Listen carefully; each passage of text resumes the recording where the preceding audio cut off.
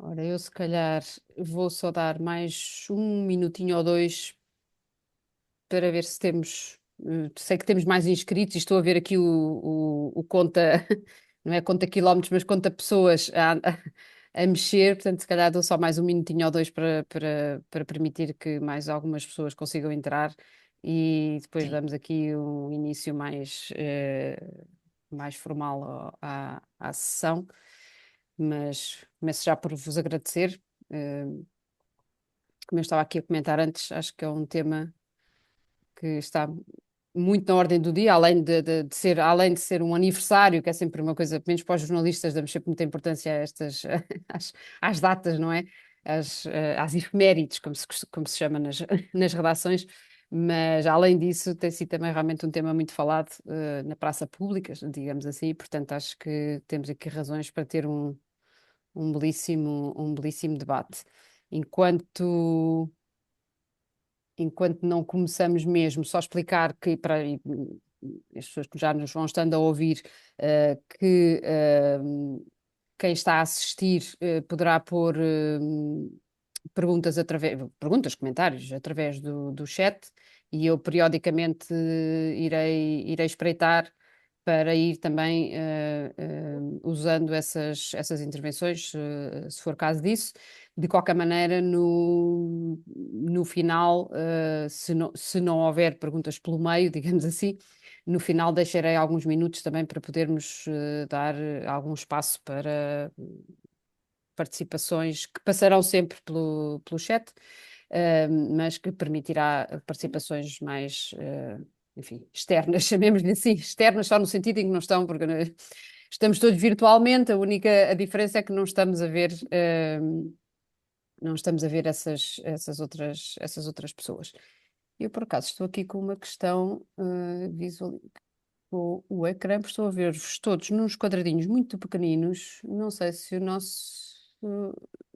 nossa assistência técnica do Senjor vos consegue pôr maior, porque o que eu estou a ver é só o quadradinho do Senjor e depois vejo toda a gente muito pequenina cá em cima. Era mais simpático se ficasse maior e parecia que estávamos todos mesmo juntos, algures, num sítio, num sítio não apenas virtual. Ah, Eu sim. aí não consigo aumentar, É que eu fazer essa não configuração. percebo o que é que se passa, porque o que está a acontecer é o quadradinho do Sem Jorge está central no ecrã e nós, as pessoas, estamos lá em cima muito pequeninos. E Ah, portanto, não, e não é Eu creio costume, não que isso. sim. Mas costuma eu ser não assim, estou a por ver isso. assim. Eu estou a ver. Agora estou a Estava a ver a vê-la. Isabel Nery a falar com grande, Ok, Exato. assim. então é isso, ok. Agora Então, estou a ver o O orador Arons. principal ok. é que está Exato. com Pronto, visível pronto, som pronto. Então maior. está Portanto, certíssimo que eu cada estava lá um se pequenina, calhar está vê ótimo. diferente. Agora estou a vê-la outra vez em grande. Ok, está ótimo. Pronto, já fizemos um ciclo destas conversas mais sobre igualdade de género e etc. E não era assim, eu via as pessoas todas semi-grandes, vá, e agora só há uma que fica maior. Muito bem.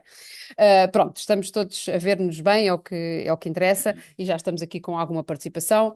Ahm, e, portanto, vou mesmo dar início, dar as boas tardes a todos e a todas, dizer-vos que são muito bem-vindos e bem-vindas a este encontro, a esta conversa, que, como eu estava a dizer há pouco, nos apanha aqui numa altura com alguma atualidade, que temos um aspecto interessante, que é, por um lado, um aspecto histórico, mas ao mesmo tempo também com alguma atualidade porque neste mês, no dia 2 de abril de 76, portanto há 50 anos, foi votada e aprovada a Constituição da República Portuguesa, texto fundacional da democracia. Portanto, um pretexto mais que suficiente para este nosso debate, conversa de hoje. Antes de lançar algumas perguntas, aproveito aqui um também muito oportuno estudo do ISCTE sobre os 50 anos da Constituição, para dar aqui um pequeno enquadramento, porque nos vai ajudar também à discussão. Portanto, segundo este estudo, que tem poucos dias, cerca de 50% dos portugueses revêem-se nos princípios da Constituição, A Constituição já teve 7 revisões, alterações de fundo, digamos assim, mas apenas metade dos inquiridos sabe que existiram essas revisões, o que me pareceu também um dado interessante. 80%, um número muito relevante, apoia os direitos e liberdades fundamentais, os direitos dos trabalhadores, a separação entre Estado e Igreja que estão consagrados, mas direitos como a habitação, segurança no emprego, não estão a ser cumpridos e isso alerta-nos aqui para a questão de uma coisa é o que está na Constituição e que aparentemente tem um largo consenso, outra coisa é estarmos satisfeitos com o cumprimento, no fundo, do que lá está. E parece que há uma grande insatisfação em relação a isto. Isto significa que a maioria dos portugueses, segundo este estudo também,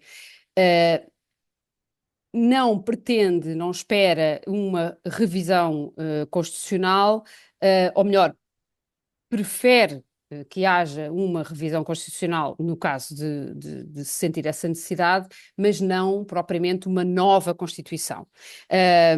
No fundo, o que se pretende, o que se quer, o que se gostaria era a que temos fosse mais eficaz. Portanto, aparentemente, a que temos é boa, tão boa que se calhar não, segundo os inquiridos deste estudo, precisava era mesmo de ser posta em prática em mais aspectos, não quer dizer que não esteja a ser posta em prática em alguns deles. Então, para fazermos aqui uma discussão à volta desta temática, temos este excelente painel que eu passo a apresentar conforme formos conversando. O professor Alberto Arons de Carvalho, que além de fundador do PS, foi deputado à Constituinte, portanto, aqui uma voz conhecedora da realidade histórica, ou seja, não apenas da história, mas da realidade histórica. Doutorado em Ciências da Comunicação, licenciado em Direito, foi secretário de Estado da Comunicação Social e jornalista nos jornais República e Na Luta. Portanto, aqui digamos que o leque completo, digamos, sobre o conhecimento destas áreas. Eu ia começar por si, precisamente para fazermos primeiro aqui uma pequenina viagem no tempo, digamos assim, e vou aproveitar aqui umas palavras do meu livro Cerco ao Parlamento, porque descreve precisamente este tempo. E então aqui umas 4 ou 5 linhas que dizem assim: a Assembleia Constituinte trabalhou em permanente sobressalto, envolta em encadeamentos antagónicos, turbulências políticas, ataques de setores ultraminoritários, mas concluiu os trabalhos a 2 de abril de 1976.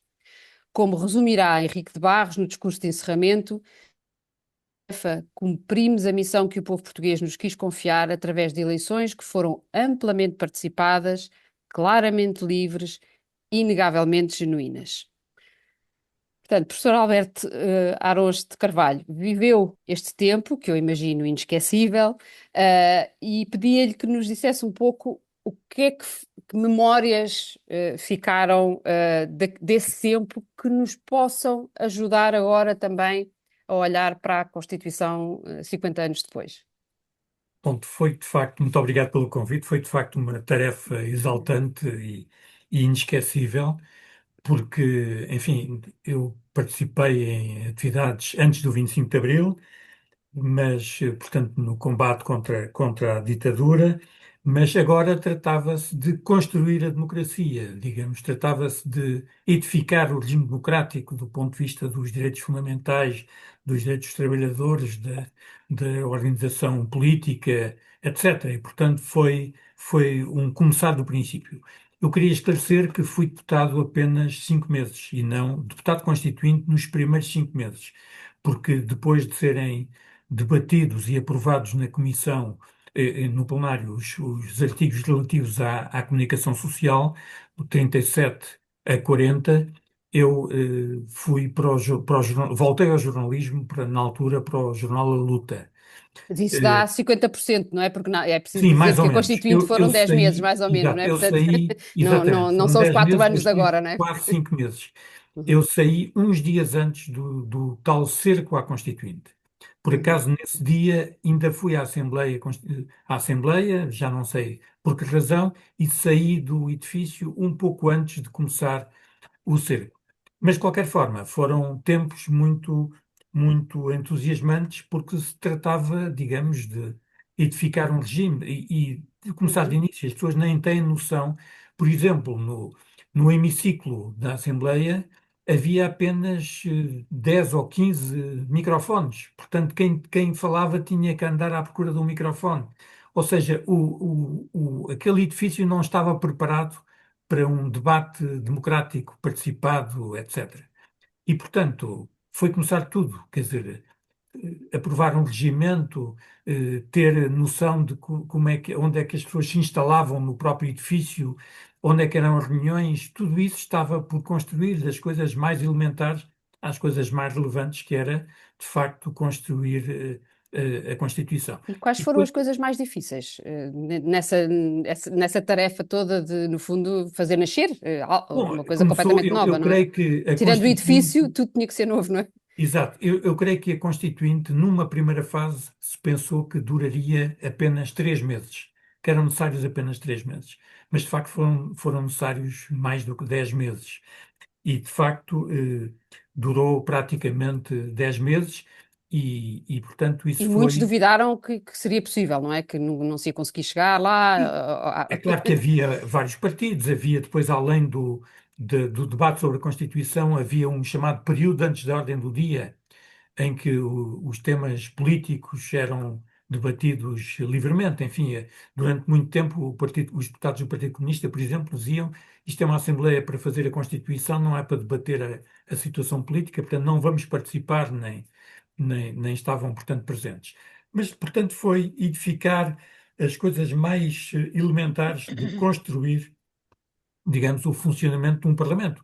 Eu recordo, por exemplo, os deputados constituintes nos primeiros 2 ou 3 meses não receberam qualquer salário, não Uhum, havia, isso nem estava definido e, portanto, foi, digamos, eu poderia dizer, uma aventura.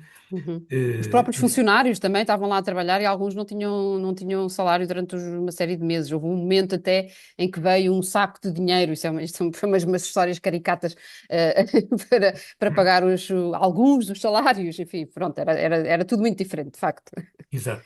Mas, de qualquer forma, foi muito interessante e foi uma época muito em que eu, enfim, convivi e aprendi muito com deputados excepcionais.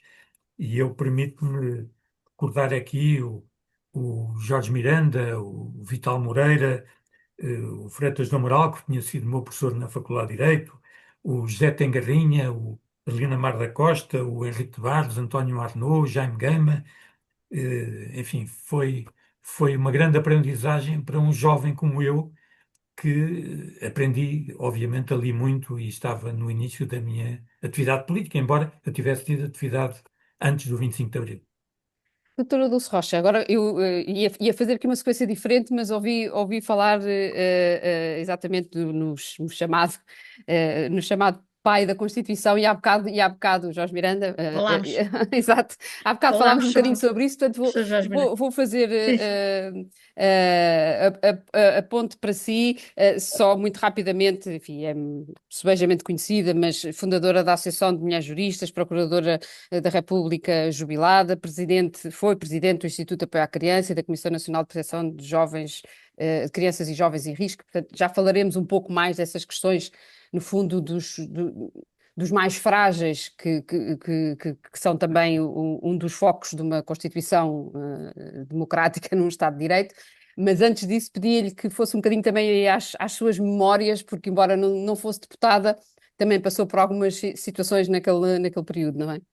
Sim, sim, e gostava de lembrar, cumprimento todos os participantes e os oradores. No próprio dia 25 de Abril foi quando eu conheci pessoalmente o professor Arons de Carvalho. Éramos dois jovens estudantes de Direito. Ele estava no Jornal República e eu apareço lá Verdade. com o Monteiro Cardoso e com o João Soares, não é? Ah, Depois acabei por ir para o Largo do Carmo, evidentemente, mas foi quando eu conheci o Raul Rego, fiquei orgulhosíssima por conhecê-lo e, porque eu era muito amiga do Monteiro Cardoso, tinha sido testemunha dele num processo disciplinar e, portanto, sempre que penso no 25 de Abril, lembro-me também de si. Portanto, é Muito bem. uma, é uma honra Uma estar numa memória mesa feliz. consigo. É uma memória feliz. Muito obrigado. E eles tinham publicado um livro em 71 sobre a liberdade de imprensa, que na Sobre a altura era, censura também. Exato. pronto, era uma bíblia para os oposicionistas da ditadura, não é? Mas então, há bocado falávamos do professor Jorge Miranda, que foi muito interessante.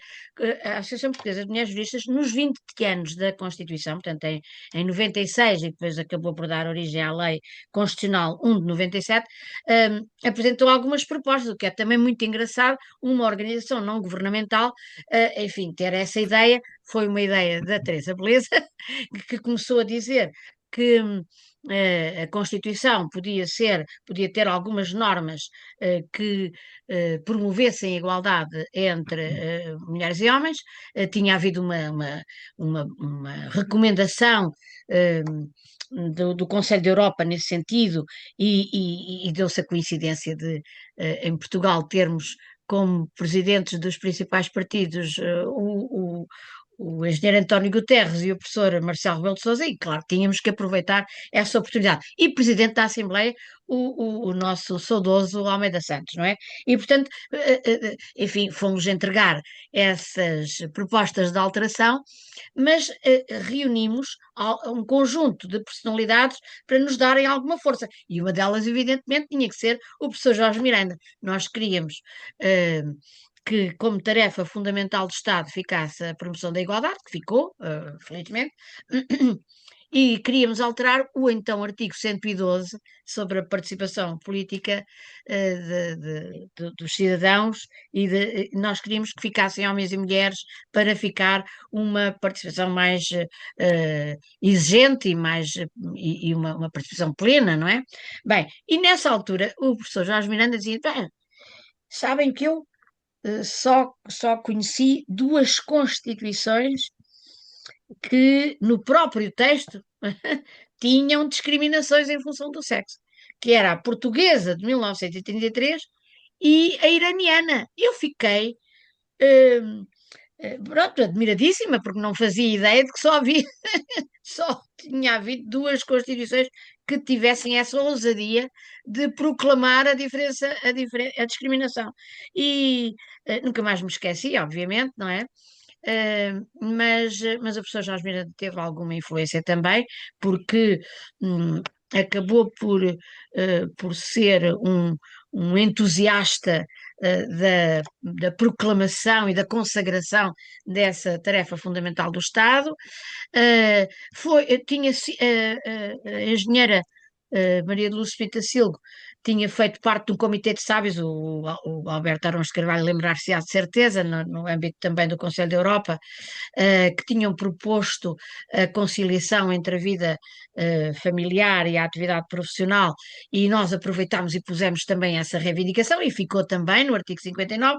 Portanto, a Constituição que nós respeitávamos e respeitamos muito, etc., aproveitámos essa ocasião para introduzir algumas exigências que, como feministas, achávamos que ficavam mais consagrados os direitos e podíamos lutar melhor por eles. Mas a liberdade de expressão, evidentemente, que devemos muito ao Arões de Carvalho, evidentemente, de tal forma que me parece que não tem havido grandes alterações. As 7 alterações que houve, não houve grandes alterações, creio eu, nesta parte, não é? Eu já iria aí à questão da comunicação Houve social, algumas. exato, esse é um ponto importante, mas não queria perder aqui esta oportunidade de passar, para ficarmos todos já apresentados, ao Dr. Gonçalo Fabião, que é constitucionalista, professor de Direito Constitucional e de Direitos Fundamentais. E já que estávamos a falar de mulheres, ia aqui introduzir uma coisa que disse a Helena Carvalho Santos, que foi deputada da Constituinte, e uma vez que a entrevistei, a certa altura disse-me assim: o que eu trabalhei para a melhor Constituição do mundo. Foi assim que ela definiu a Constituição Portuguesa. E, portanto, como constitucionalista e jovem, portanto, já olhando com certeza para as coisas com algum distanciamento relativamente a quem escreveu a original, digamos assim, é verdade, fizemos a melhor Constituição do mundo. É sempre boa tarde a todos, antes de mais. É sempre uma questão muito subjetiva. Ahm, Antes de mais, eu estou numa situação um bocadinho diferente porque já tenho a Constituição como algo adquirido. Não participei Uhum. na Revolução, não participei na sua elaboração, portanto, só me resta agradecer a quem fez a Revolução, a quem fez a Constituição, a quem contribuiu para melhorar ao longo dos processos de revisão constitucional que se foram sucedendo. Eu diria que uma avaliação da nossa Constituição pode fazer-se através de ahm, no fundo, através de compreender que é uma Constituição de Estado de Direito, ou seja, em que o Estado está limitado pelo direito, em que o Estado respeita os nossos direitos fundamentais e em que as pessoas participam ativamente na vida cívica, na vida política, através de eleições. E, portanto, nesse contexto, eu acho que não podíamos ter melhor Constituição, desse ponto de vista. Claro que podem sempre surgir alguns aspectos que podem ser afinados, podem ser melhorados, mas do ponto de vista estrutural, o que nós temos é uma Constituição que garante direitos fundamentais, que separa os poderes entre órgãos constitucionais com diferentes competências, e, acima de tudo, que tem previsto um órgão vigilante, que é o Tribunal Constitucional, que garante esses direitos fundamentais contra as maiorias. Acho que este é o ponto essencial. Enquanto nós tivermos uma Constituição que tem estes princípios de Estado de Direito, como é a igualdade, como é a segurança jurídica, como é a separação de poderes, como é a garantia dos direitos fundamentais, e enquanto nós tivermos um Tribunal Constitucional que se mantém fiel ao seu papel de garantir a Constituição, de proteger os nossos direitos contra eventuais maiorias conjunturais políticas. Temos uma boa Constituição, temos a melhor Uhum. Constituição que nós podíamos desejar, nesse sentido. Fazendo aqui, se calhar, eu ia só fazer-lhe mais uma pergunta que vai na sequência daquilo que estava a dizer e numa lógica um bocadinho enfim, de literacia, e na esperança de que estejamos a ser ouvidos por gente um bocadinho mais nova e que eventualmente não esteja tão familiarizada com estes termos, porque eu acho que às vezes há coisas que se dizem assim todos os dias nos noticiários e aí fazem títulos e tal, e às vezes pergunto-me se realmente toda a gente sabe do que é que nós estamos a falar. O que é que significa quando dizemos que a Constituição é a lei fundamental? E sendo professor também já agora. Não querendo chatear muito, Exato, nem ser exato, aborrecido, exato. mas há duas. Para leigos, vá. Há, no- há uma razão histórica e uma razão mais Hum, substantiva. A razão histórica, as leis fundamentais, na altura ainda da monarquia, eram aquelas normas que regulavam os aspectos fundamentais do regime, como a sucessão dos reis, aqueles que estabeleciam as regras de sucessão hereditária da monarquia. Enquanto hoje em dia nós dizemos lei fundamental por duas razões. Primeiro, por causa do seu conteúdo.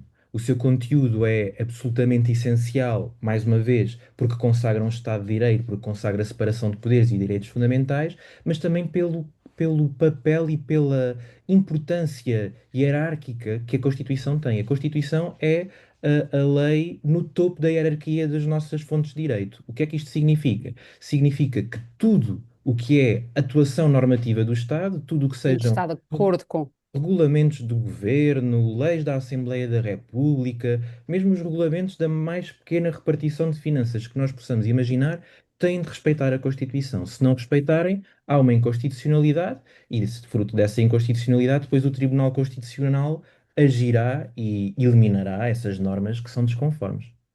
Ok. Portanto, no fundo, podemos dizer que é uma base comum, ao mesmo tempo uma espécie de regulador, um bocadinho as duas coisas Sem dúvida, dois, dá-nos dois esta papéis, digamos garantia, assim. dá-nos estas garantias todas, não é? E essas garantias, como têm de ser efetivas, significa então que a nossa Constituição tem de ter uma força perante todas as outras atuações, tem de valer enquanto norma, tem de valer enquanto as decisões mais fundamentais, lá está, utilizando a expressão Uhum, de lei uhum, uhum, fundamental, uhum. perante todas as outras todas as outras decisões, mesmo contra a maioria, e esse é o aspecto essencial. A Constituição vale mesmo contra uma maioria política. Nós no Parlamento podemos ter maiorias políticas que decidem limitar direitos fundamentais, mas o papel do Tribunal Constitucional é dizer a Constituição vale contra esta maioria. Os direitos fundamentais são trunfos contra essa maioria, são escudos que nos protegem dessas maiorias conjunturais. E isso, obviamente, que reflete o papel fundamental que a nossa Constituição. Essa é uma frase que daria com certeza muita polémica se estivéssemos noutros fóruns, não é? Esta ideia de Infelizmente que não a é minha, a maioria. frase não é minha, estou aqui a reciclá-la, mas de facto Sim. Uhum. retrata precisamente o papel dos direitos fundamentais, sim. Por falar em direitos, que no fundo é aqui também a nossa base, gostava de voltar ao professor Arão de Carvalho por causa da questão da liberdade de expressão, liberdade de imprensa, sendo eu jornalista, mas também tendo sido essa uma das grandes conquistas, se não também uma basilar do 25 de Abril e, portanto, desta nova Constituição, nova, né? Depois do 25 de Abril, não é? Gostava de o ouvir sobre esta temática. Íamos falar um bocadinho disso há pouco, mas eu depois fiz aqui o regresso às bases. Portanto, gostava que nos ajudasse a perceber se, no fundo, por um lado, um bocadinho um panorama do jornalismo e da comunicação, porque temos realmente esta defesa da lei, mas na prática o panorama jornalístico é hoje em dia muito problemático, e por outro lado, se realmente a liberdade de expressão e de informação ainda é o que era no sentido da origem da Constituição. Bom, é claro que os desafios de hoje são graves, são complexos, porque perdemos, digamos, a comunicação social profissional com jornalistas, perdeu o monopólio da informação. E há muita informação que chega, que está no espaço público, que não provém, que não é mediada por jornalistas. E, portanto, isso coloca os desafios da desinformação, da regulação, com outra relevância. De qualquer forma, importa, se olharmos para a Constituição, nós temos em Portugal uma Constituição da comunicação social, que são os artigos 37, 38, Uhum. 39 e 40, que tem uma dimensão que não tem paralelo no quadro internacional. Quer dizer, não, já vários colegas, professores na área da comunicação social estrangeiros olham para a comunicação, para a Constituição portuguesa e ficam impressionados com a diversidade de temas, com a dimensão da nossa Constituição da Comunicação Social. E alguns imitam, segundo sei, não imitam no bom sentido, não é? Não, eu creio que Têm-na são como fatores referência, não é? positivos, sobretudo, até porque tem havido, ao longo dos anos, várias modificações. Sim, sim. Por exemplo, uma coisa que eu creio que a maior parte das pessoas não sabe é que o artigo da Constituição Portuguesa que mais vezes foi alterado até hoje é o artigo 39. Tem a ver com a regulação da comunicação social. Começou nos É sério. Conselhos de Olha, isso Informação, não depois o sabia, e devia Conselho da saber, eu Comunicação devia Nem eu, saber. Social, depois a Alta Autoridade e agora, desde 2005, a entidade reguladora. E há muitos temas do direito da comunicação social que estão previstos na Constituição. Os direitos dos jornalistas, a questão da concentração, a questão da transparência da propriedade, a liberdade de fundação de empresas jornalísticas, a existência e o funcionamento independente de um serviço público de televisão, tudo isso está previsto na Constituição. Isso tem um pouco a ver com o contexto em que foi feito, elaborado este texto. Estes artigos da Constituição foram fabricados, digamos assim, em agosto de 1975, numa altura em que existia o quinto governo provisório de Vasconcelos e pouco tempo depois do caso de República. Não é Uhum. por acaso que nenhuma das normas da Constituição que entretanto já foi alterada, porque tornou-se desnecessária essa norma, dispunha que os jornalistas não podiam ser, quer dizer, os trabalhadores não jornalistas não podiam interferir nos conteúdos dos órgãos de comunicação social. Isso era claramente uma tentativa de limitar a possibilidade de aquilo que aconteceu no Jornal da República se repetisse no futuro. É claro que hoje em dia essa questão já não se coloca, mas, de qualquer forma, a Constituição da Comunicação Social, os tais artigos 37 a 40, tem um contexto que explica a sua existência. É claro que, como eu disse, houve muitas alterações em todos estes artigos da comunicação social e, portanto, eu creio que, enfim, eu, por exemplo, em relação ao atual artigo 39, diz que a entidade reguladora para a comunicação social deve ter um conselho, uma direção formada eleita pela Assembleia da República, 4 dos 5 membros, e depois cooptação destes. E eu pergunto se houvesse uma revisão constitucional, e porventura já falaremos disso, eu pessoalmente acho que não é necessária, mas se houvesse, talvez fosse de ponderar se faz sentido manter na Constituição esta cooptação dos 4 para o 5º, porque até agora isso nunca aconteceu. Digamos, na prática, os mesmos grupos parlamentares que escolhem os 4 negociam o 5º elemento. Portanto, Mas mas isso que enfim, acabou é de me um dizer, tema polémico e se controverso. mas obriga-me aqui aqui uma outra pergunta, que para mim é realmente uma novidade, que foi o artigo mais alterado.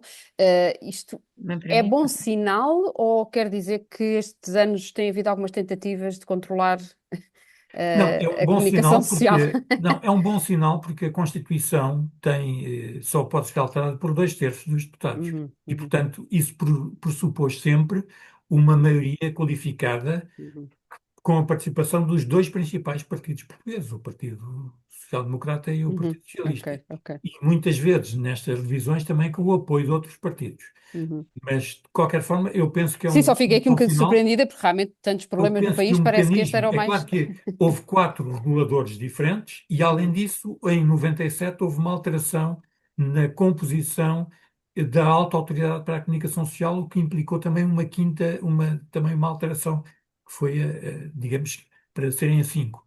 Mas eu creio que o mecanismo atual, o regulador atual da ERC, tem uma formulação mais adequada do que os conselhos de informação no início, do que o Conselho da uhum, Comunicação Social, que era apenas para a comunicação social estatizada, do que a Alta Autoridade tinha uhum, uma, uhum, tinha uma direção que chegou a ter 16 ou uhum. 17 membros, que não, Portanto, houve uma atualização, não no fazia fundo. sentido. Portanto, houve Uhum, uma uhum, melhoria uhum. ao longo dos anos, não é? Nesse artigo 39. Doutora Dulce, no seguimento disto, há aqui Também uma fiquei questão. admirada. Também não sabia, também desconhecia Aqui uma estas outra. alterações e profundas. Estou aqui a ver que realmente foram alterações, olha, eu desconhecia, não é? Aquele meu foco muito nas crianças e nas mulheres, pois acabou por me tirar a atenção Eu disto. ia provocá-la como, enfim, como jurista, no fundo, neste sentido, ou como pessoa que viveu uma vida na justiça, não é? Uhum. Relativamente a este, no fundo, quase tudo o que temos estado a falar até agora entronca numa coisa que é o texto é maravilhoso, as leis parecem estar muito bem feitas, pronto, aqui e ali algumas alterações, mas boa qualidade jurídica daquilo que é estabelecido, mas depois a prática leva-nos a não poder, enfim, escamotear o facto de os portugueses terem muito má imagem da justiça, mas não só má imagem, haver realmente um problema de não de funcionamento pouco eficaz, um pouco como estávamos a dizer há pouco relativamente à Constituição. Parece que toda a gente gosta da Constituição que temos, mas depois diz, não, mas não está a ser cumprida e queríamos que fosse cumprida. Se, Poderemos alargar isto um pouco a outras questões da justiça e com isso questionarmos-nos se realmente estamos a cumprir Abril, porque a justiça também era um dos pontos fundamentais da democracia e da liberdade, não é? Eu passei a vê-la.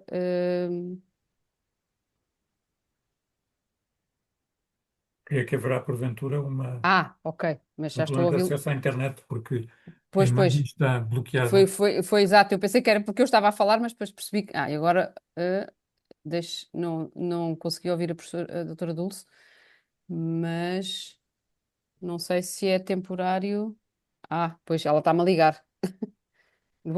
Peço desculpa só. Estou sim? Que- Pois não é? Deixámos de a ouvir.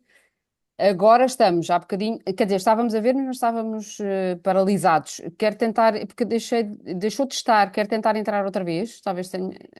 Obrigada, desculpe. Não, obrigada. Exato, é isso. Veja lá se consegue. Obrigada. Peço desculpa, esta nunca tinha acontecido. E ainda por cima, exatamente quando eu acabo de lhe fazer uma pergunta. Vamos ver se ela consegue entrar rapidamente, mas podemos continuar a conversar, porque esta pergunta também vale para qualquer, para qualquer um de vós, naturalmente, e há ali só na sequência da experiência de tribunal da doutora Dulce, mas se Gonçalo quer dar alguma chega relativamente a esta temática enquanto não temos a doutora Dulce. O que eu talvez pudesse dizer é que a Constituição tem um papel, como eu dizia, conformador da restante ordem jurídica, das normas jurídicas que são aprovadas, e portanto, às vezes, hum, é importante manter alguma espécie de neutralidade e não se preocupar com detalhes que pertencem à lei. Isso é um ponto prévio, ou seja, a partir do momento em que nós começarmos a fixar na Constituição questões de muito pormenor e que já não são questões que conformam o nosso Estado e a nossa comunidade, hum, podemos começar a ter uma reação contra a Constituição que não é benéfica. Uhum, Ou seja, a nossa Constituição de facto é uma Constituição muito extensa, é das mais extensas que nós temos, mas ainda assim eu diria que não é excessivamente prolixa, porque o que regula, o que estabelece é relativamente consensual. Agora, uhum, quanto às questões de cumprir o acesso à justiça, de cumprir, que também se mete com a rapidez dos tempos dos tribunais e por aí fora, obviamente que o acesso à justiça está garantido pela Constituição, é um direito fundamental e que, portanto, o Estado, enquanto responsável por proteger os direitos fundamentais, por promover o acesso a determinados bens jurídicos que são protegidos por direitos fundamentais, tem a obrigação de agir no sentido de agilizar os processos, no sentido de diminuir as pendências, para que as pessoas possam ter decisões judiciais a tempo e horas que sejam úteis, no final do dia, que sejam úteis em tempo para as Mas pessoas. concorda que essa tem sido uma das facetas, se calhar, menos bem resolvidas? Sem dúvida, mas aqui a culpa não é da Constituição, por assim dizer, Pois. não é? Aqui a culpa tem sido das sucessivas composições parlamentares, dos sucessivos governos, que não têm tido a capacidade de estar à altura para respeitar estes direitos fundamentais, para proteger estes direitos fundamentais. Porque a imposição Sim. constitucional está lá. Uhum, uhum. Há é É que lhe preciso dar cumprir. sequência. Claro, exatamente.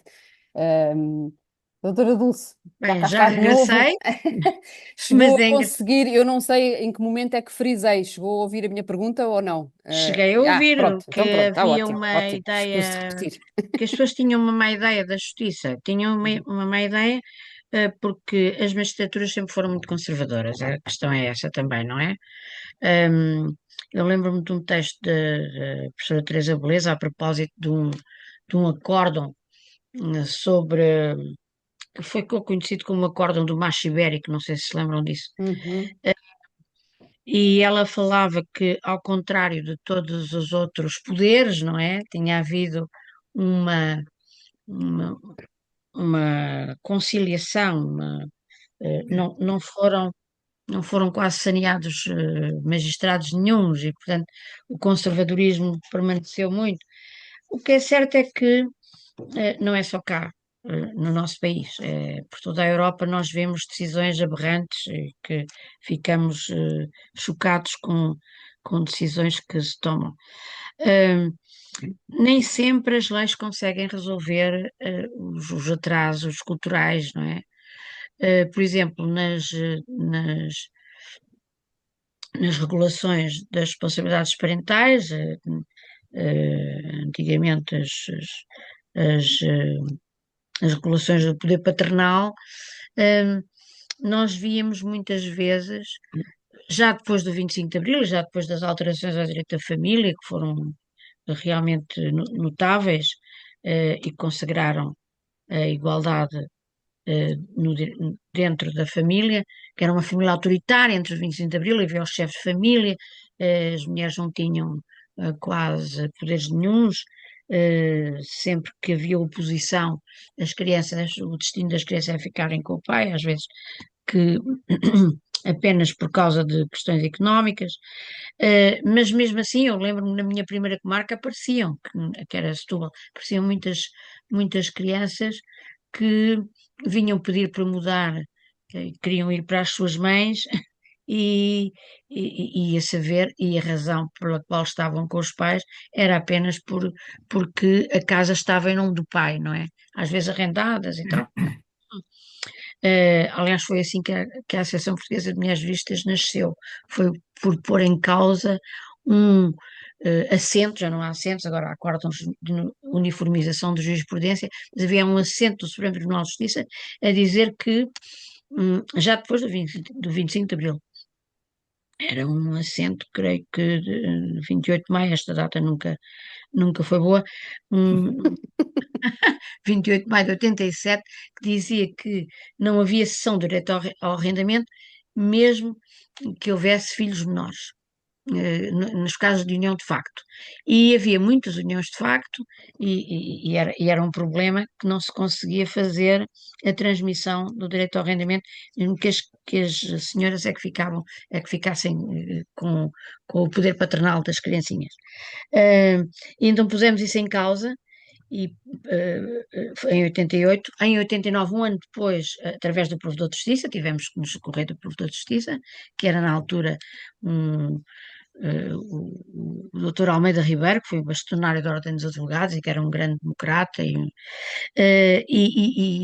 através dele, que deu parecer favorável, houve por 7, 8, houve vencimento de nossa parte e conseguimos, com base na Constituição, que deixou de haver distinção entre filhos nascidos dentro e fora do casamento, nós dizíamos que havia uma inconstitucionalidade nesse assento, porque não reconhecia os mesmos direitos aos filhos nascidos dentro e fora do casamento.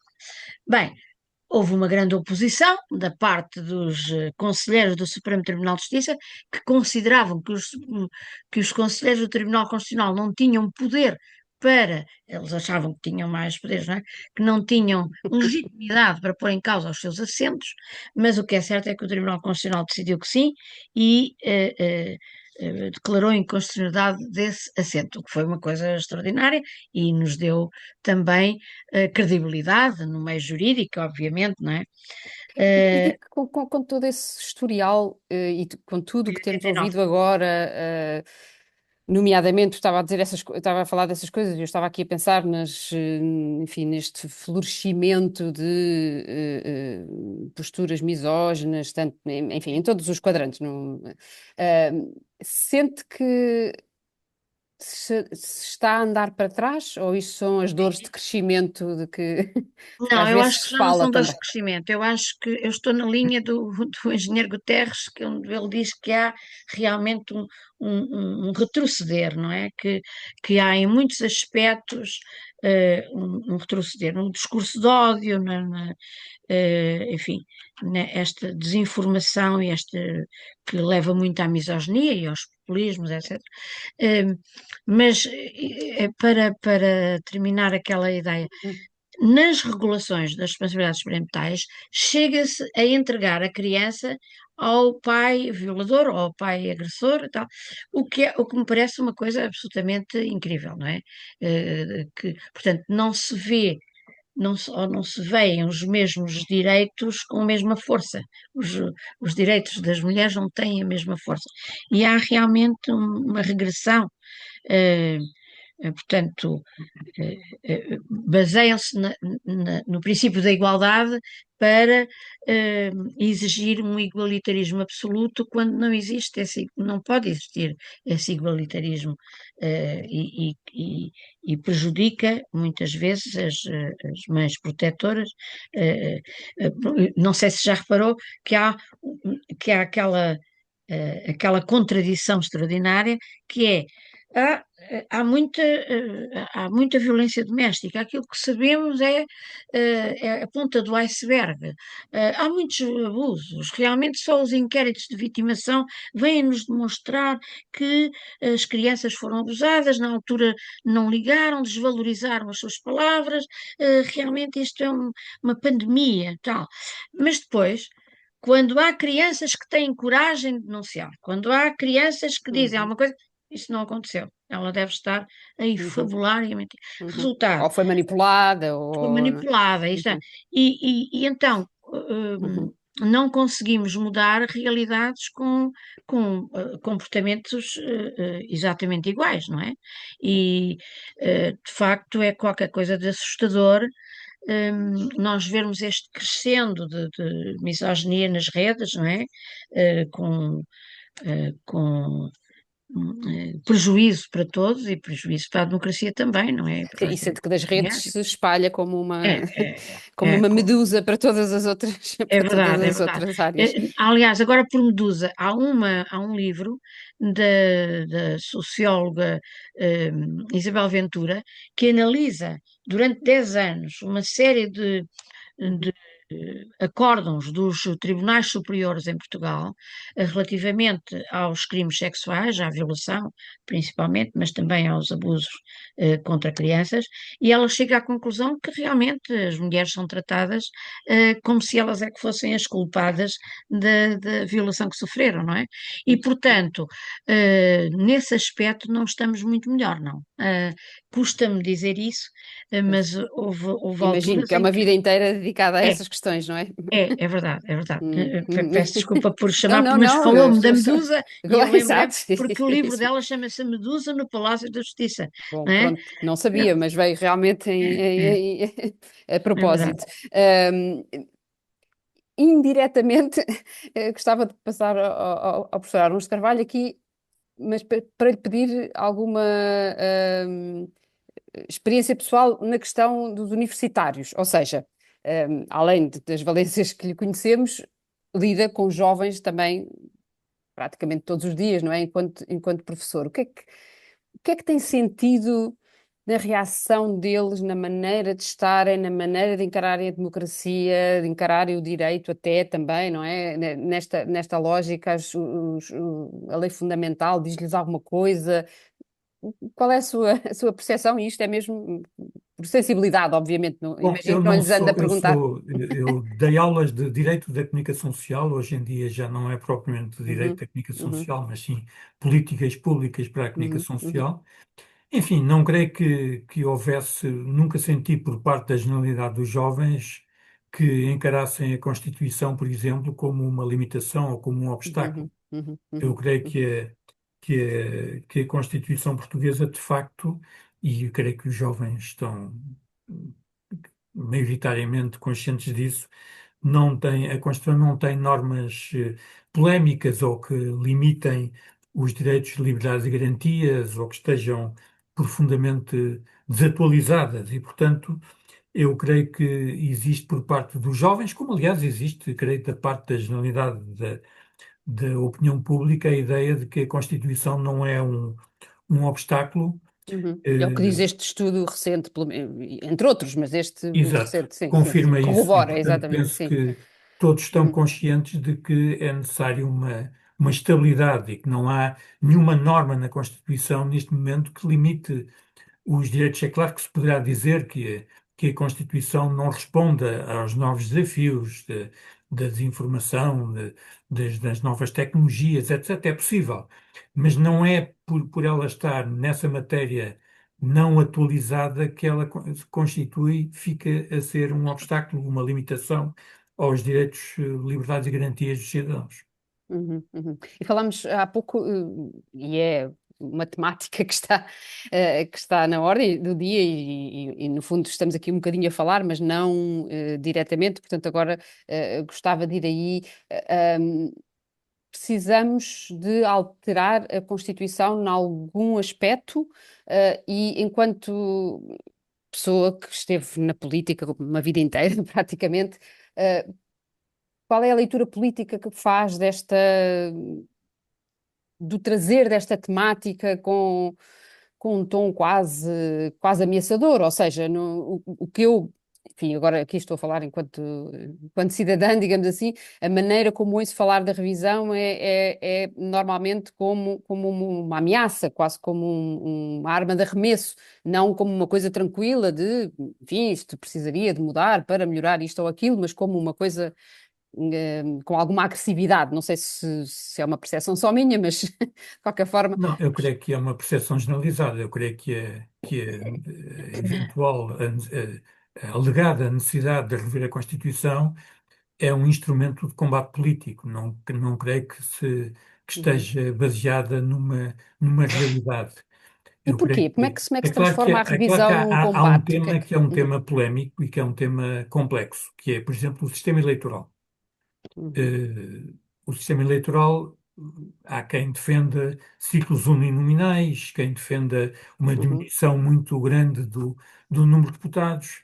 uhum, Eu, enfim, como fui deputado muitos anos, e creio que seria um erro muito grave diminuir, limitar o número de deputados, porque isso poria em causa uhum, a representatividade dos pequenos partidos, poria em causa a capacidade dos pequenos partidos de participarem nos trabalhos parlamentares, porque os trabalhos parlamentares não são apenas o plenário da Assembleia da República, são as comissões.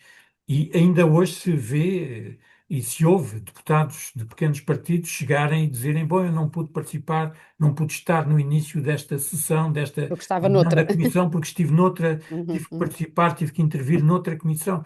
Ora, limitar o número de deputados, para além de pôr em causa a representação dos pequenos partidos, pôr em causa também a eficácia dos trabalhos parlamentares. E, portanto, penso que isso é uma medida claramente demagógica, terrivelmente demagógica e que deveria ser e de onde é que linearmente nasce rejeitada. essa, essa Eu penso que é necessidade de... tentar aproveitar o sentimento de uma parte da população de que há deputados a mais, ganham muito dinheiro, têm regalias que os outros não têm, etc., o que é Uhum, redondamente falso. uhum. Voltando aqui já agora, e depois gostava de ouvir o Gonçalo sobre esta questão das mudanças ou não da Constituição, mas queria aqui ainda focar um ponto que vem do estudo de que falava no início, em que os portugueses responderam que os níveis de confiança na Assembleia da República são de 20% e no governo 18%. Portanto, isto comparado com os 80% que aprovam a Constituição, não é? Portanto, há aqui realmente uma desconfiança ou falta de confiança, pode não ser exatamente sinónimo, mas pelo menos uma grande falta de confiança, falta de empatia, se calhar até com os governantes, não é? Sim, Como é que olha para isto? Teve tanto tempo olho de com Assembleia, não é? preocupação, porque creio que isso tem a ver com o desgaste da chamada classe política, que tem muito a ver também com algum populismo, tem alguma coisa a ver também com algum jornalismo mais demagógico e mais superficial e que procura em grandes manchetes atacar as figuras públicas, criticar as figuras públicas. Claro que terá de haver também com erros da classe política, dos Uhum. governantes e dos parlamentares, mas eu creio que é uma, digamos, não é por isso que se deva alterar a Constituição, alterar o sistema eleitoral, alterar, limitar o papel dos partidos políticos, limitar as regras essenciais da democracia. Sem querer, enfim, facilitar demasiado e achar que vem por aqui com varinhas mágicas, mas quando olho para estas coisas penso sempre o que é que que é que se pode mudar? O que é que deveria mudar? Podemos dizer, os políticos deviam ser mais honestos, mas são coisas, é como dizer, devíamos ser todos melhores pessoas, não é? Ou seja, só por si não, não resolverá nada, não é? Há alguma coisa que lhe ocorra de Bom, eu concreto penso que as que regras devesse de mudar? transparência são muito necessárias e são fundamentais nessa matéria. Creio que é, por exemplo, este debate atualmente em curso sobre se o financiamento dos partidos deve ou não ser transparente. Eu creio que deve, obviamente, tem que ser, obviamente, transparente e as propostas que têm existido nessa matéria são prematuras, são erradas, a meu ver. É claro que também se pode discutir o sistema eleitoral, embora eu creia que os círculos uninominais, é claro que podem aproximar o deputado do círculo eleitoral por onde é eleito e das populações, mas arriscam-se a limitar claramente as regras da proporcionalidade, o efeito digamos, do sistema eleitoral nos pequenos partidos, e penso que seria de facto um erro. Creio Uhum. que há também a própria classe política, os políticos. Enfim, eu não gosto muito de falar nos políticos, porque os políticos, Claro, no fim de uma contas, são pessoas como generalização, todas as outras. claro. Há Uhum. pessoas que estão na vida comum e que de repente passam à vida política e depois voltam a ser cidadãos comuns, e não é por isso que mudam, que deixam de ser mais honestas ou menos honestas, mudam o seu perfil, não, nada disso. Mas, de facto, há que os políticos, os dirigentes políticos dos diferentes partidos, dos órgãos de soberania, têm que ter em conta digamos, esta desconfiança que existe, que muitas vezes tem a ver com, com o desgaste Uhum. da imagem dos governos, que muitas vezes não tem a ver com erros dos Uhum. governos, mas sim com contextos internacionais que criam situações de crise económica ou financeira, etc. Não é? E será que também com algum distanciamento?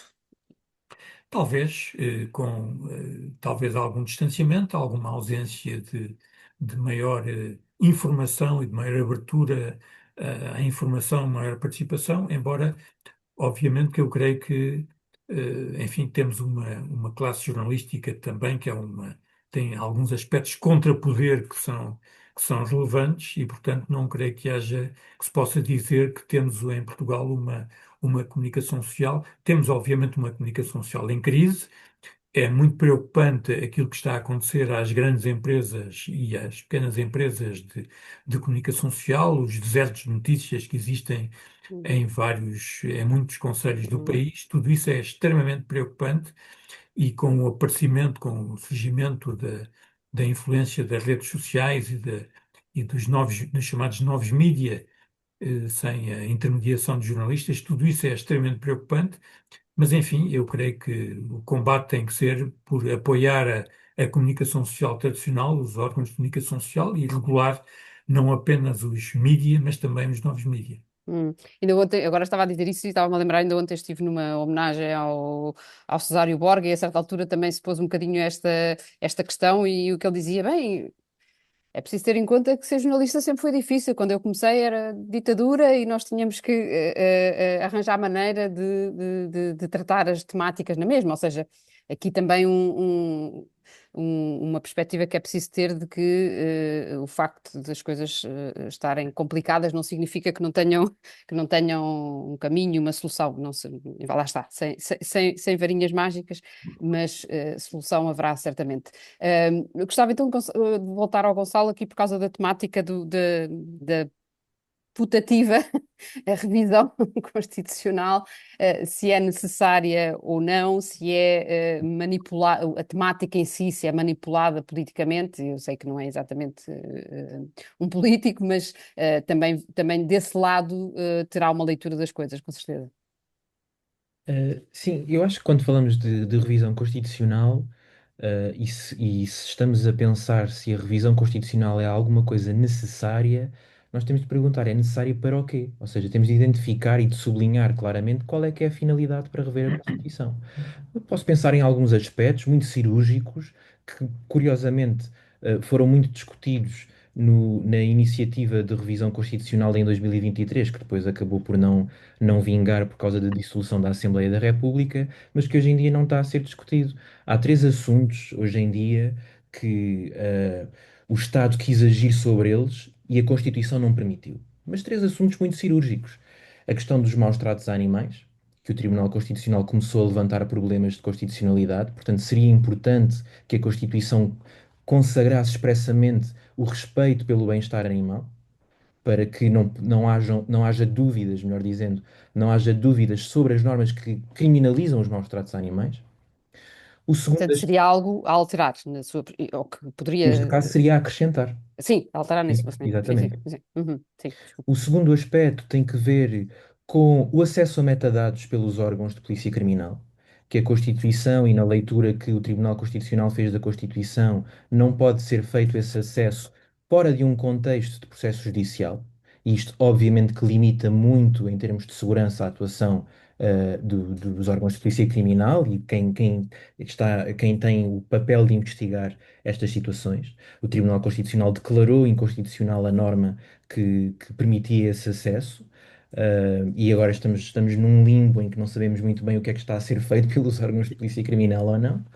E o terceiro aspecto que experienciámos todos na pandemia, que é a imposição de confinamentos obrigatórios quando haja uma suspeita de doença contagiosa que a Constituição não consagra como uma exceção ao nosso direito de liberdade, ao nosso direito de não ser, por assim dizer, encarcerados, e que o Tribunal Constitucional também teve a oportunidade de dizer que qualquer norma, qualquer imposição do Estado que confinasse as pessoas contra a sua vontade nessas circunstâncias também era inconstitucional. Estes três aspectos são aspectos importantes para resolver, porque nós vimos que estas medidas são medidas necessárias em determinadas circunstâncias e que a Constituição não acautela.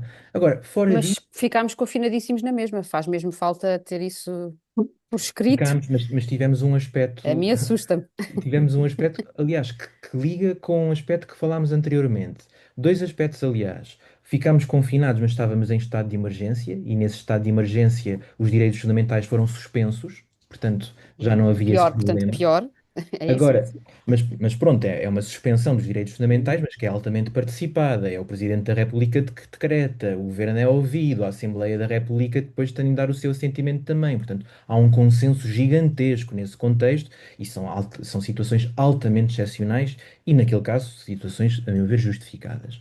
Mas agora temos um outro aspecto que é, fora do estado de emergência, as questões começaram a ser levantadas.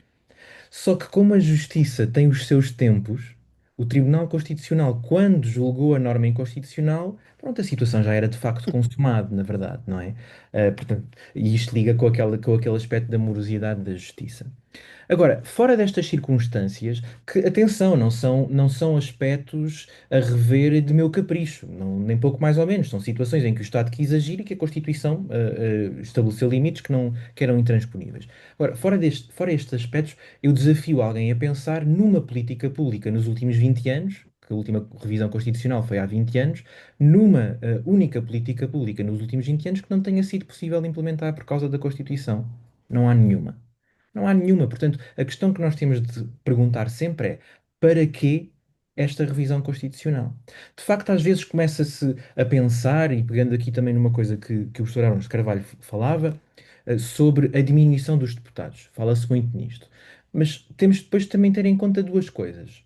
A Constituição não estabelece um número fixo de deputados, estabelece um intervalo entre 180 a 230. Portanto, o Estado legislador pode optar perfeitamente para diminuir esse número de deputados. Se for abaixo dos 180, já terá de haver uma revisão constitucional, mas dentro desse limite poderá agir. Agora, a questão que se coloca é: será que vale a pena diminuir o número de deputados? Eu acho que aqui nós podíamos ligar isto num ponto que a Isabel Neri referiu há pouco, que era no fundo aquela experiência que se possa ter com os alunos e com as Os pessoas mais mais jovens. jovens, se eles valorizam a Constituição. E eu concordaria com o que foi dito, eu acho que há uma valorização genérica da Constituição, só que há um fenómeno curioso. É que ao mesmo tempo que se valoriza a Constituição, fazem-se afirmações que têm subjacente um mas escondido, um mas que não é dito. Uhum, uhum, Por uhum. exemplo, situações em que, e que agora estão muito em voga, por exemplo, a questão da pena acessória da perda da nacionalidade, em que impõe tratar de forma diferente portugueses de diferentes categorias. Isto, evidentemente, que é uma forma de estar e de conceber a vida política e a vida e sociedade que não é compatível com a Constituição. Não há aqui um discurso de nós queremos fazer isto porque somos contra a Constituição e queremos revê-la. Não. No fundo, ao mesmo tempo que se diz eu respeito a Constituição, depois tem este mas que não se diz, mas que está subentendido e apresenta-se este tipo de medidas. A mesma coisa para a redução dos deputados. Há um problema Isso é brutal um na bocadinho o redução. clássico, não sou racista, mas, não é? Sim. Neste caso nem se diz o mas. Não, sim, sim, sim, mas Há um na lógica problema. de. Era isso que eu. Sim, É que há desculpa. um problema subjacente à questão da redução dos deputados e que já foi tocado aqui, que é a questão da representatividade. A nossa Constituição é uma Constituição altamente pluralista, um pluralismo democrático muito típico de Estado de Direito, Estado Social de Direito, em que nós temos um sistema eleitoral que permite a representação parlamentar de muitos partidos com diferentes ideologias políticas a suportá-los. Se nós reduzirmos os deputados, esses partidos mais pequenos vão desaparecer.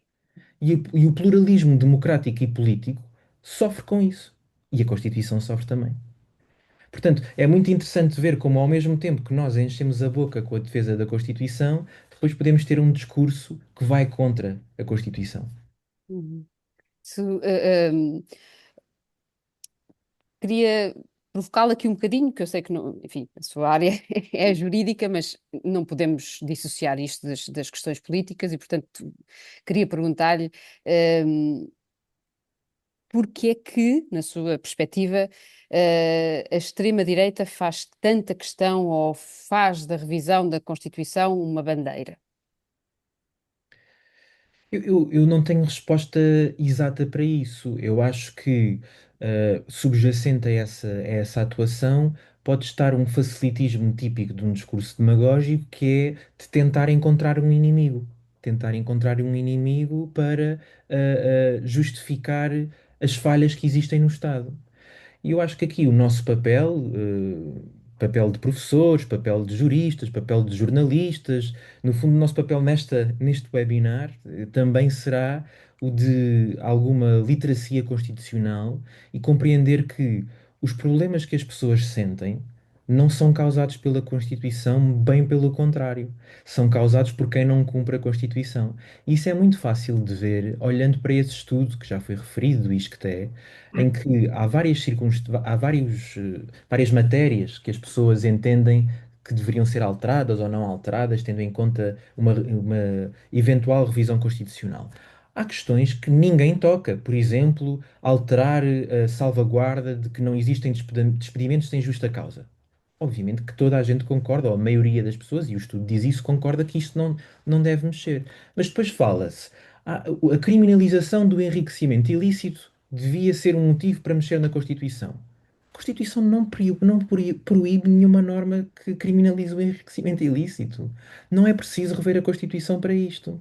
Lá está, falta a tal literacia que começa a surgir com esse tipo de opiniões, começa a surgir como efeito do discurso de apontar o dedo para a Constituição como a culpada.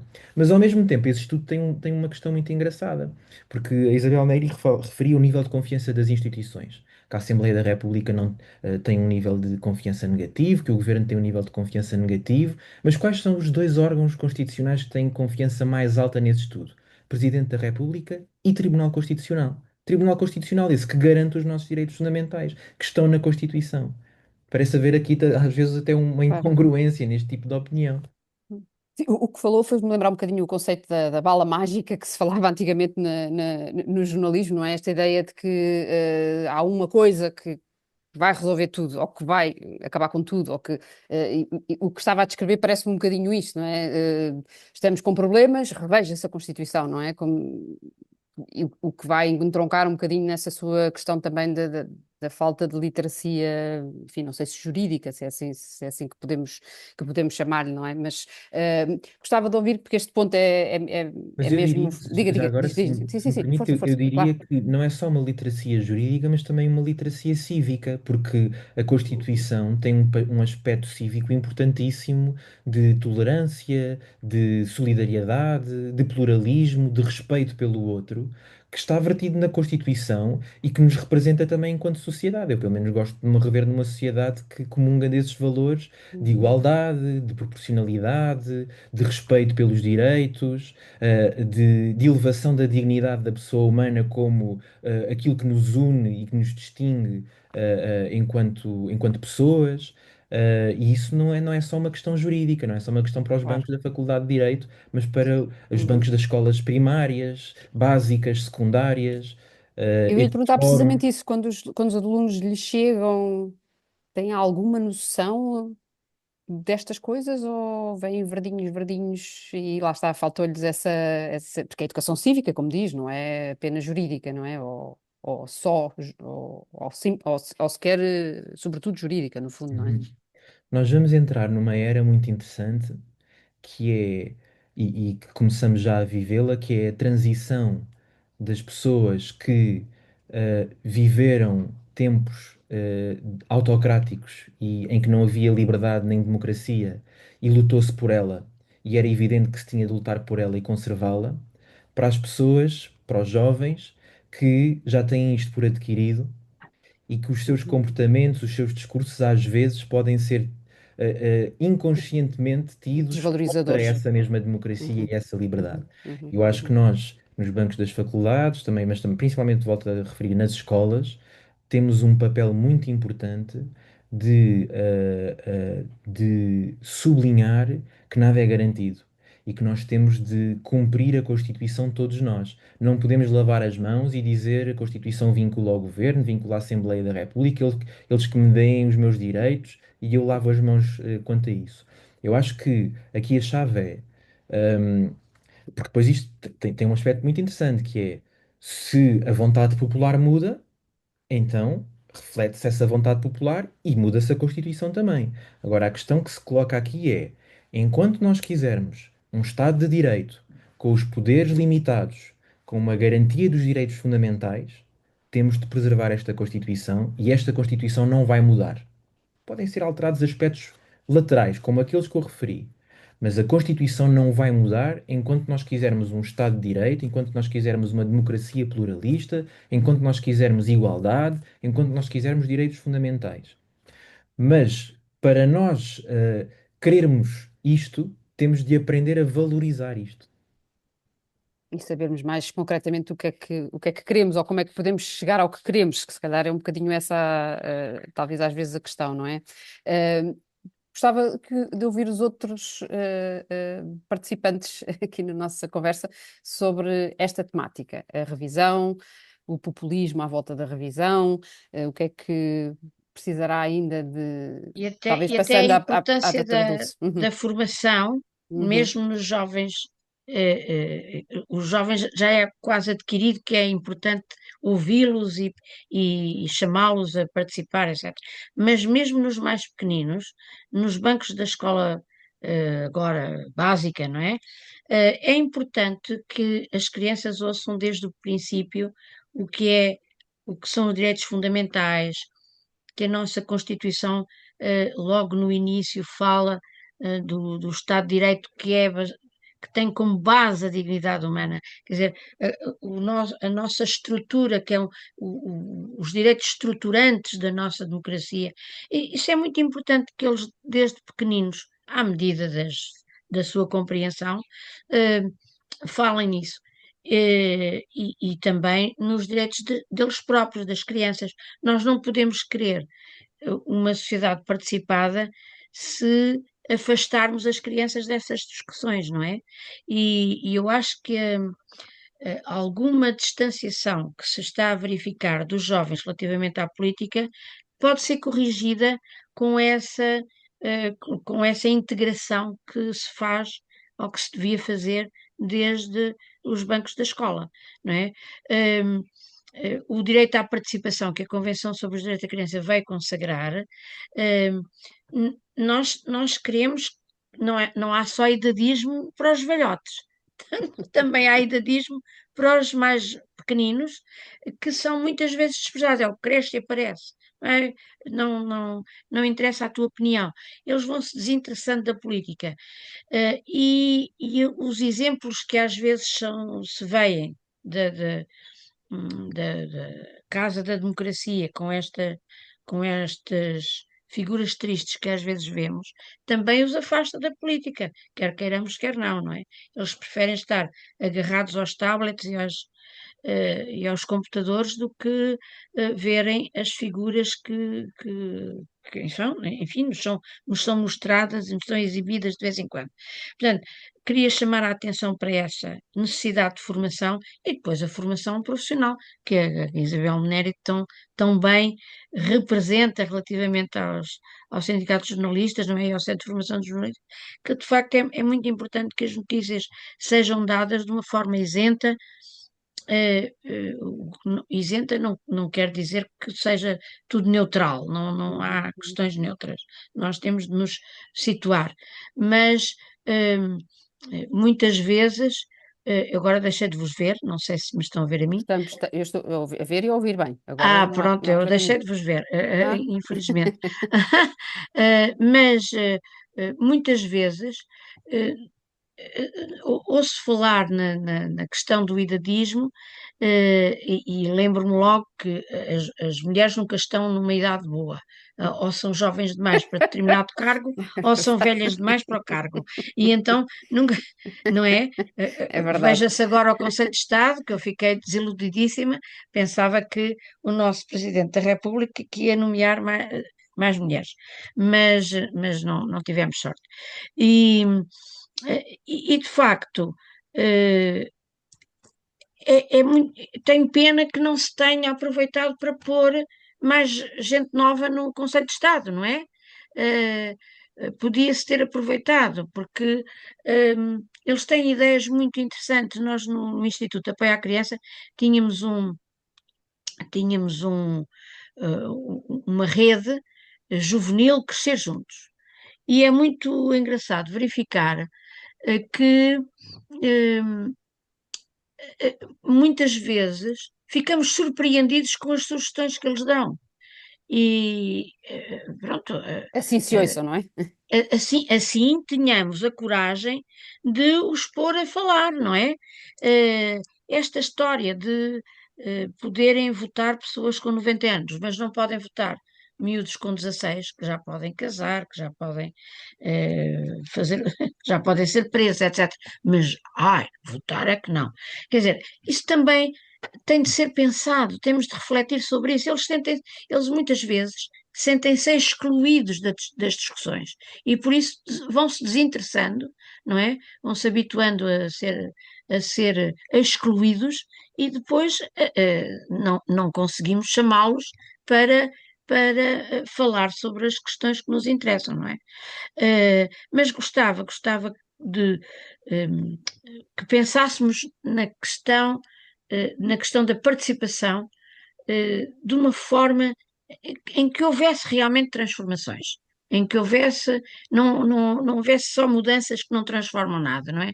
Houvesse transformações que nos permitissem que estes jovens tivessem uma palavra no destino do país, por exemplo, sobre as alterações climáticas. Eles são muito sensíveis a essa questão, não é? Houve greves climáticas por todo o mundo. E quem começou a fazer a greve climática era uma miúda de 16 anos. Muitíssimo criticada por causa disso, E precisamente. Que esta continuam a miúda criticá-la, não é? vem aqui dizer-nos E, coisas. e ganhou o prémio Gulbenkian e em Portugal ouvimos, cada vez que se fala dela, ouvimos sempre críticas à miúda. O mesmo aconteceu com a Malala, quer dizer, a Malala desde os 9 anos que tinha um blog, expressava as suas ideias, foi quase morta por causa de exigir que as meninas tivessem acesso à educação, portanto, e tinha 16 anos, não é? Tinha 16 anos quando foi nomeada para o Prémio Nobel, e portanto, nós temos de nos interrogar se de facto não é a altura de levarmos os mais jovens a sério. Hum. Essa- queria Eh, também chamar a atenção para isso. sim, sim, Eu, parece-me, sim. eu vou ser muito sucinto, eu partilho a generalidade do que foi dito pelos meus colegas de painel, apenas sublinharia um aspecto, eu creio que é, e aliás isso já foi mais ou menos referido, uma das coisas que deveria preocupar, digamos, a generalidade das pessoas, sobretudo e a classe política também, digamos assim, é o facto de muitos jovens que não assistiram, que não viveram o período de antes do 25 de Abril, não têm, porventura, a informação e a noção do que era viver em Portugal antes do 25 de Abril de 64. Eu creio que as pessoas não têm, enfim, sabem que houve o Tarrafal, sabem que houve a polícia política, que havia prisões, que havia censura prévia à imprensa, que não havia eleições livres, mas há coisas depois mesquinhas. A necessidade de uma licença para ter um isqueiro, as pessoas, uma professora não podia casar sem autorização do governo. Ou seja, há coisas que Nem sair ajudariam. do país, E do nem, Há- marido? há- nem Sem ter trabalho, autorização do nem marido? criar uma empresa, enfim, desculpe, mas era uma lista Portanto, grande. portanto, sair do país sem autorização do marido, ou seja, um conjunto de questões tão lamentáveis que ajudariam a combater os populismos, que são hoje em dia uma ameaça que está presente no nosso horizonte. Hum. Eu já agora partilhava aqui uma coisa que me lembrei agora, a propósito daquilo que vocês estão a dizer. Por um lado, referiram a comunicação social e é sempre uma problemática para mim neste aspecto. Neste momento, nesta fase, enfim, o descrédito, digamos assim, que estávamos a falar dos políticos e não só das instituições no geral, afeta igualmente o jornalismo, ou seja, mas o jornalismo. E, portanto, isto não significa que não se deva melhorar e que não haja muita coisa a melhorar, sem dúvida nenhuma, mas não seria já suficiente, ou seja, mesmo que agora o jornalismo se transformasse na área mais perfeita de todas, não seria de facto suficiente, porque a tal mediação de que há pouco falávamos, que foi considerada fundamental durante um período de grande tempo, e não estou a dizer que não é importante na mesma, mas neste momento não é valorizada ou muito valorizada. Pelas camadas mais jovens, de facto, tem uma capacidade de acesso direto, que é fantástica, como é evidente, mas esse acesso direto traz tanta coisa boa como má, na verdade, não é? Enfim, pelo menos traz muita coisa má também. Não sei se não consigo fazer a conta, mas traz coisas boas e coisas más. Mas o comentário que eu ia fazer é porque não era exatamente este, na verdade, era para dar aqui uma tónica também, às vezes pequenas coisas que nos fazem pensar, eventualmente pela positiva, que é, por causa das coisas que faço na área da literacia, também vou muitas vezes às escolas, às universidades, mas também às escolas, com meninos mais novos, etc. E só uma vez é que fiquei, bastante deprimida porque não sabiam absolutamente nada, mesmo 25 de Abril era assim vagamente, mas foi uma vez e, portanto, considero que foi uma exceção, porque normalmente sabem alguma coisa, mas, sobretudo, aquilo que eu queria fazer notar foi uma das vezes que tinha acontecido a morte da Celeste Queiro, a que ficou conhecida como a Celeste dos Cravos. Graças. E, e um exercício que muitas vezes faço, até com os mais pequenos, é que notícias é que ouviram e o que é que foi mais importante que aconteceu ontem, ou anteontem, ou nesta semana, uma coisa do género. E eles escolheram a Celeste dos Cravos. E eu lembro-me de ir para casa a pensar, bem, há aqui Não está não tudo está, perdido. não só, é exato, por um lado não está tudo perdido, e por outro lado, esta ideia de que eles ficaram emocionados com esta história de uma pessoa simples que teve uma importância tão simbólica na Revolução, não é? Portanto, se calhar às vezes fiquei a pensar como também podemos ir buscar, se calhar, exemplos mais próximos, digamos assim, próximos no sentido de humanos, não é? Para os fazer pensar nas coisas, e isto foi espontâneo da parte deles, eu não pus esta hipótese sequer, foram eles que escolheram, não é? E realmente acho que pode ser um dado, um dado de otimismo, no sentido em que se calhar, ou de pessimismo, se pensarmos que se calhar somos nós que estamos a fazer a abordagem mal, eventualmente, ou não tão bem, enfim, pronto, são questões que podem ficar, que podem ficar no ar. Mas ainda temos alguns minutos, portanto gostava de fazer uma última ronda. ehm, por, por todos, portanto, se calhar voltava ao Gonçalo aqui agora com esta pequena provocação de o que é que poderíamos fazer de concreto para atrair, enfim, ou sensibilizar, ou ter mais próximos destes, no fundo, grandes desígnios que vieram com a liberdade, no fundo, não é? Porque o Estado de Direito é um deles, ou é se calhar o fundamental, mas talvez possamos encontrar aqui alguns outros aspectos para lhe juntar. Eu penso que o grande desafio é, e focando especificamente no papel que a Constituição tem na vida das pessoas, o grande desafio é, nós muitas vezes não termos a capacidade de sentir que as coisas mais básicas que nós hoje temos, como por exemplo, agora, eu poder ir para a sala e ouvir, uma música do José Afonso, que não era possível ser feito.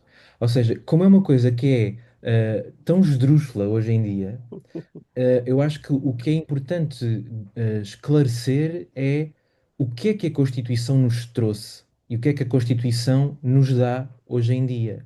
Há uma campanha muito interessante da União Europeia que tem sido feita no sentido de o que é que a União Europeia nos dá. Acho que nós podíamos fazer isso para a Constituição. O que é que a Uhum. Constituição nos dá? E isso poderia esclarecer muitas coisas.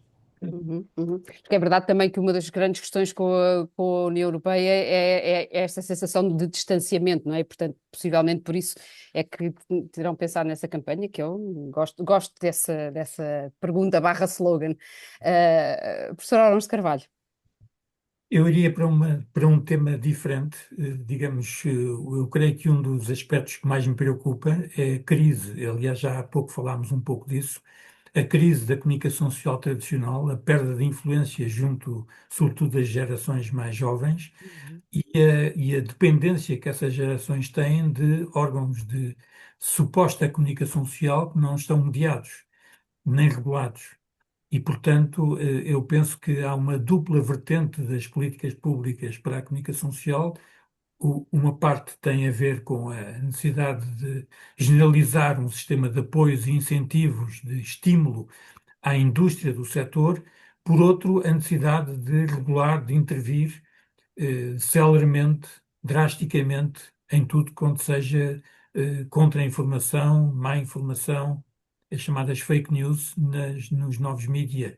E, portanto, há aqui uma dupla vertente das políticas públicas que é muito relevante nesta fase tão crítica do setor e da indústria do setor. sem dúvida, e já agora também, como estamos a fechar, dou-me ao luxo de fazer um ou outro comentário, que é uma das coisas que eu noto dou aulas em várias universidades e muitas vezes eu pergunto, mas vocês não têm acesso porque como sempre foi, isso não é uma novidade, os jovens queixam-se de não ter dinheiro para gastar, não é? E noto que as próprias universidades não têm os jornais para lhes fornecer. E ainda ontem também se perguntava, mas será assim tão caro? Como é que é possível as universidades não terem, as escolas não terem jornais para disponibilizar aos estudantes? E portanto também fica aqui esta pergunta barra hipótese, e pedia as últimas palavras também à doutora Dulce. Pois é muito engraçado porque estamos muito em sintonia e o professor Arons falou na questão da comunicação social e a informação, e a formação. Estamos todos em sintonia. O Gonçalo estava a falar da formação. Sabem que eu uma vez vi uma comissão que me foi visitar quando eu era presidente da Comissão Nacional para a Proteção das Crianças, uma comissão semelhante à minha, eh, que era da Coreia do Sul. E eles tinham juntado, tinham muito abandono escolar, muito insucesso e muito abandono escolar, e então juntaram, isto já há 20 e tal anos, não é? Tinham criado uma comissão de sábios,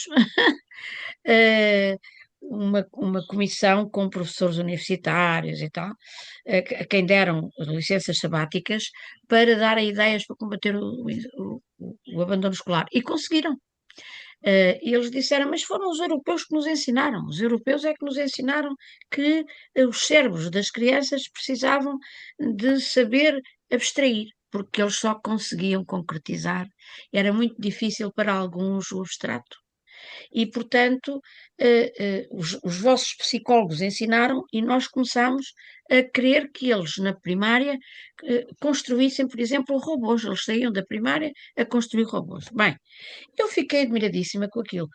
E estudei mais outros exemplos da Finlândia, etc. Não apenas aquela história que toda a gente conhece, que eles vão para a rua mesmo com frio e vão ver a natureza, etc. Mas também, por exemplo, a disposição da sala de aula, em que eles estavam em círculo, como por exemplo Uhum, fazem no British e no Cambridge, em que não há os meninos todos virados de costas uns para os outros, nós só vemos as costas uns dos outros, não é? Eu, como era baixinha, pequenina, via a professora e o quadro, mas quem estava atrás de mim só via costas. Bem, quer dizer, e estas medidas que já estão estudadas poderiam ser implementadas, não é? E Mas simples, tão pedirmos aos simples, não é? cérebros, aos inteligentes, aos sábios, para estudarem esta forma. Há muita gente que pensa que sempre foi assim e que as mulheres, por exemplo, sempre puderam ser magistradas e diplomatas e não puderam, e de antes não podiam, não é? Ensinar algumas coisas fazia tanta falta. Eles apreciarem o que têm de bom, o que é que o 25 de Abril lhes trouxe, a saúde, que era uma desgraça. As pessoas realmente dizemos, mas há uma crise do SNS. Pois é, mas antes nem SNS havia. Quer dizer, os pobres ficavam em casa, tinham uma nascida, que era um tumor maligno, e ali ficavam à espera da morte, não é? Do que é que ele morreu? Parece que teve uma nascida, dizia-se no Alentejo. Eu lembro-me perfeitamente de ir lá passar as férias grandes e de dizerem isso. Portanto, o, o tabu que era o abuso sexual e o incesto, as crianças tinham filhos dos pais e não podiam dizer nada. A diferença que há relativamente ao que existia antes do 25 de Abril é enorme. E, portanto, valia a pena constituir, há tantas comissões, constituir uma comissão de sábios para saber como é que havíamos de ultrapassar isto. E penso que ultrapassando, que o diminuiria o populismo, de certeza. Estou convencida disso. Bem, ficaram aqui belas ideias. E eu vou terminar aqui com um excerto muito pequenino de um discurso de um deputado da Constituinte que achei delicioso.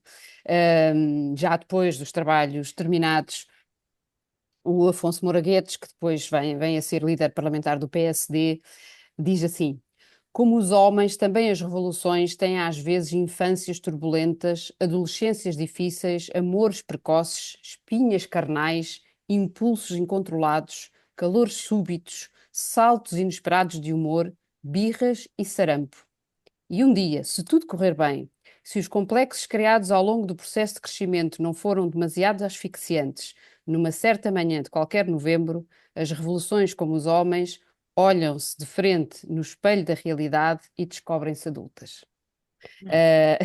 Eu achei este discurso de Assembleia, que eu não ouvi, mas li, quase poético, e no fundo serve para desejar que possamos olhar ao espelho e ver uma democracia adulta 5 anos depois, 5 anos, 50 anos, faltam-me aqui, faltam-me aqui o zero, Zero. 50 anos depois, já merecemos e talvez ser adulto seja exatamente enfrentar estas dificuldades de que nós falámos aqui, apesar de nos queixarmos, talvez faça parte. Agradeço-vos muito, muito, grande bem-aja a todos vocês e aos que nos estiveram a escutar, e até ao próximo webinar organizado pela Comissão de Igualdade de Género e pelo Senjor. Muito obrigada a todos. Muito obrigada também. Boa Foi um tarde, gosto. obrigado. Boa Foi um tarde. gosto. Muito obrigada.